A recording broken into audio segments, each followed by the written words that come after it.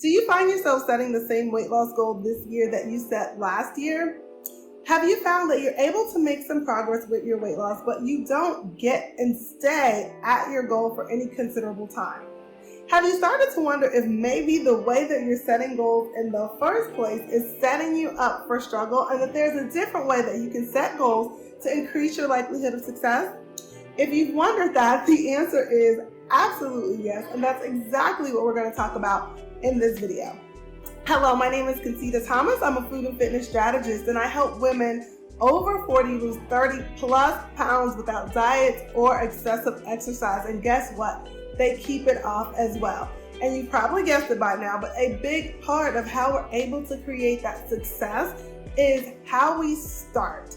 I know you've probably heard things like begin with the end in mind and other cute sayings like that. And while they do have some validity, I want to tell you that not only do you need to begin with the end in mind, but how you begin could even inform the end that you're working to. That's right, when you go through this goal setting process, you may decide on a different goal, or it may illuminate the fact that the journey may take longer than you initially thought. And while that may be a bummer at first, it's actually exciting because what it does for you is it eliminates so much of the frustration that often makes us quit.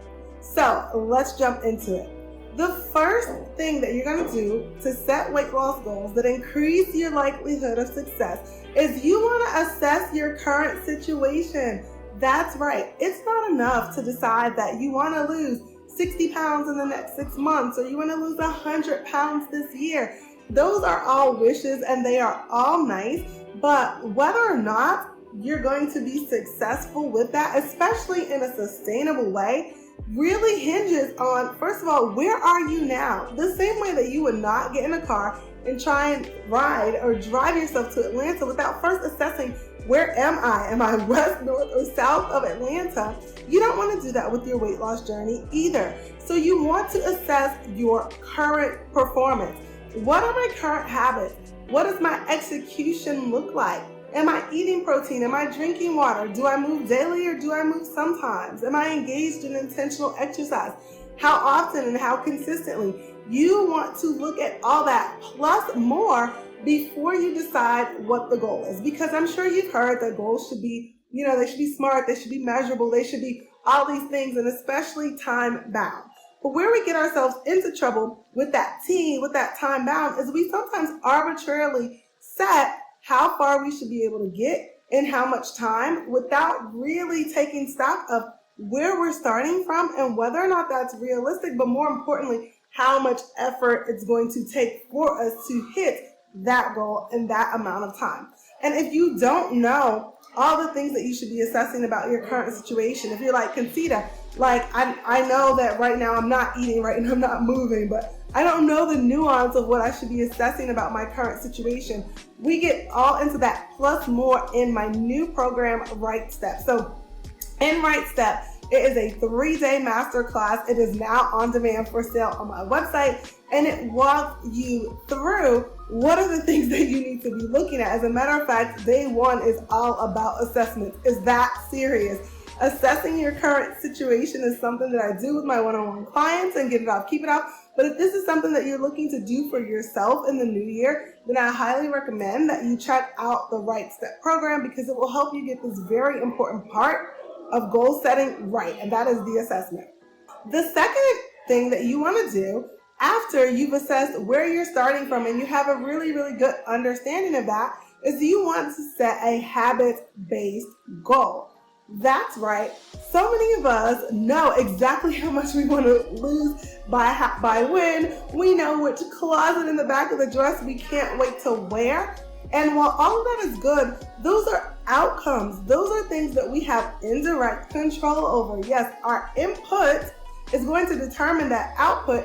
However, we don't directly control how much weight we lose and how quickly we lose it. However, we do directly control what we do day in and day out, the actions that we take, and thereby the habits that we cultivate.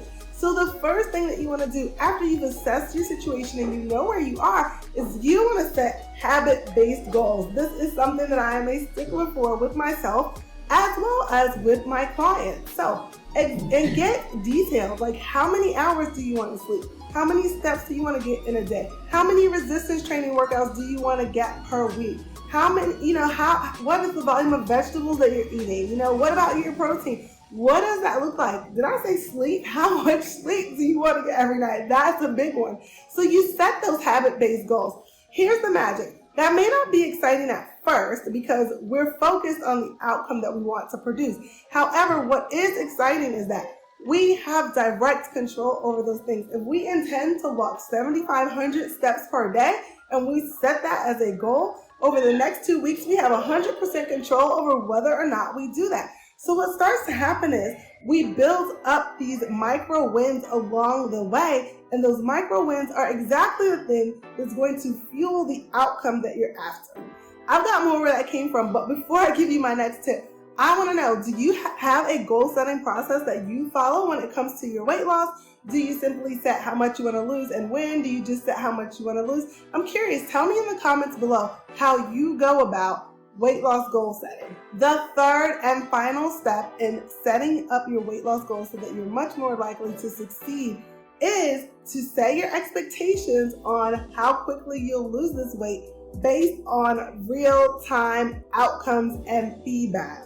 What are you saying, Concita? Remember I said first you're going to assess where you're starting. From there, that's going to determine what your habit-based goals are. So then once you're chugging along and you've gotten consistent with your habit-based goals, you've done that for 2 weeks or you've done that for 4 weeks, take stock of how your body has responded.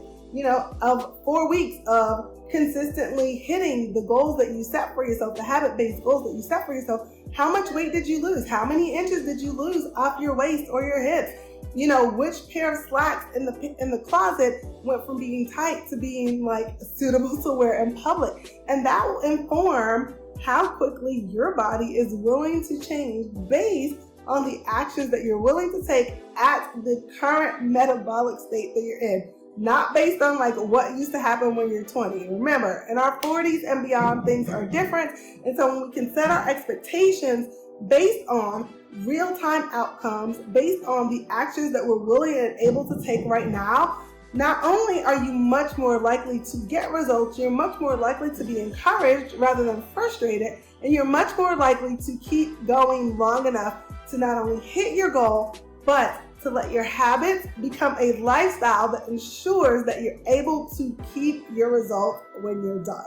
Okay, I hope you found that helpful. Let me know, what was your biggest takeaway? And if you're interested in being guided through and supported through not only setting goals, assessing, determining what your daily habits should be, and then setting an expectation based on the rate of change, then you should really check out my signature program, Get It Off, Keep It Off, one-on-one coaching. In that program, everything that I just mentioned, we do that plus more. I hold you accountable and support you and guide you through the process of not only assessment and goal creation for your habit-based goals, but we have plenty of talks about rate of change and expectations along the way. So if you are looking for the complete solution in terms of accountability and support on your weight loss journey this year, then I highly recommend that you check out Get It Off, Keep It Off one-on-one, and the link for that program and the application will be in the description. All right, that's all I have for this video this time, friend. Until next time, stay fierce.